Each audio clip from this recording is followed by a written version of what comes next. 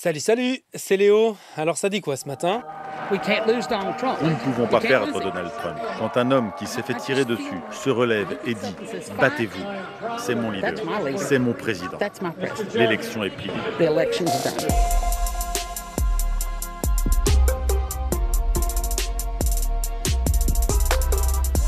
Ses soutiens sont euphoriques. 2 jours après avoir échappé à la mort, Donald Trump vient officiellement d'être désigné candidat du Parti républicain pour la présidentielle américaine de novembre prochain.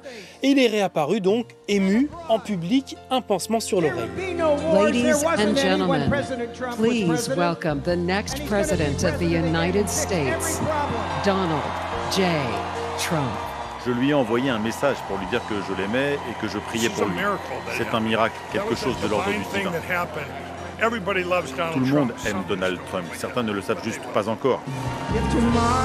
Pas de doute, hein. Là on est bien aux États-Unis avec cette arrivée en musique de Trump à la convention républicaine de Milwaukee, accueilli tel un héros par la légende country Lee Greenwood sur son tube God Bless the USA.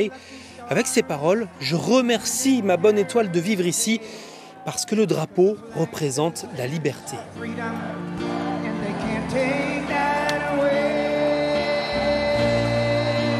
Un tube qui avait d'ailleurs déjà été joué en 1984 quand Ronald Reagan, lui aussi victime d'une tentative d'assassinat 3 ans plus tôt, cherchait à se faire réélire.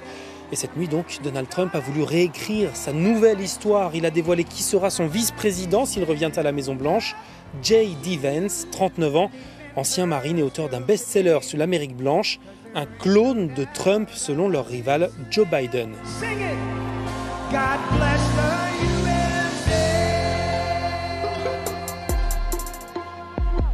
En France, c'est pas vraiment la même musique. Ne m'appelez plus jamais France.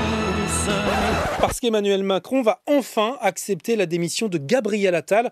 Dernier conseil des ministres ce mardi matin vers 11h30, même si le gouvernement va continuer à gérer les affaires courantes comme le bon déroulement des Jeux Olympiques, autant de temps qu'il le faudra, puisqu'on n'est pas prêt d'avoir un nouveau Premier ministre. L'Union de la gauche est au bord de l'explosion.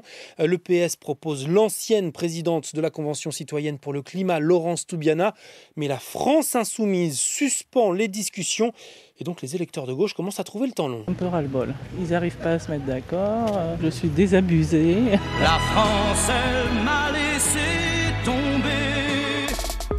Un mot ce matin également sur ce militaire de l'opération Sentinelle qui protège les Français de la menace terroriste, blessé d'un coup de couteau hier soir à Paris près de la gare de l'Est.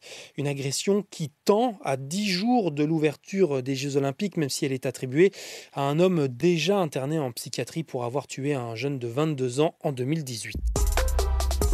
Et puis, bienvenido à Madrid. Kylian Mbappé, officiellement présenté ce mardi midi aux supporters du Real dans un stade Bernabéu de 85 000 places qui ont toutes trouvé preneur. C'est l'un des meilleurs joueurs du monde et les meilleurs vont toujours à Madrid. Bienvenue Kylian donc, et adieu Giroud, le meilleur buteur de l'histoire des Bleus, annonce qu'il prend sa retraite internationale.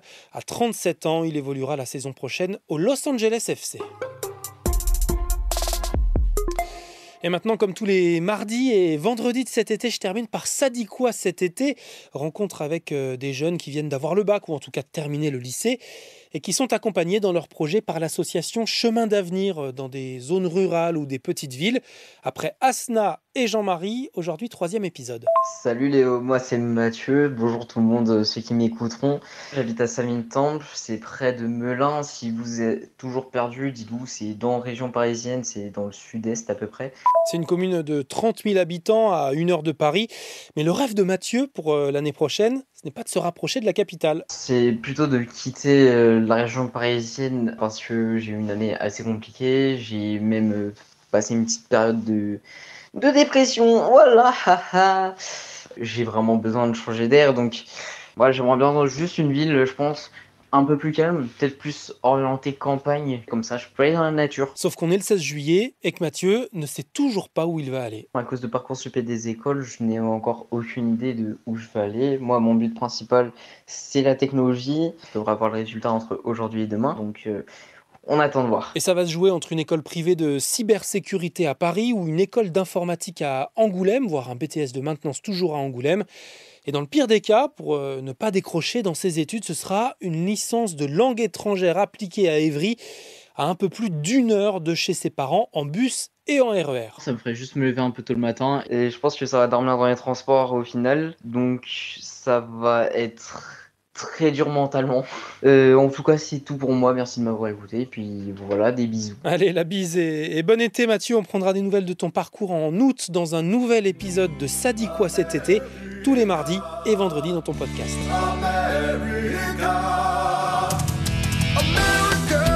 Fuck yeah! C'était Léo de France Info.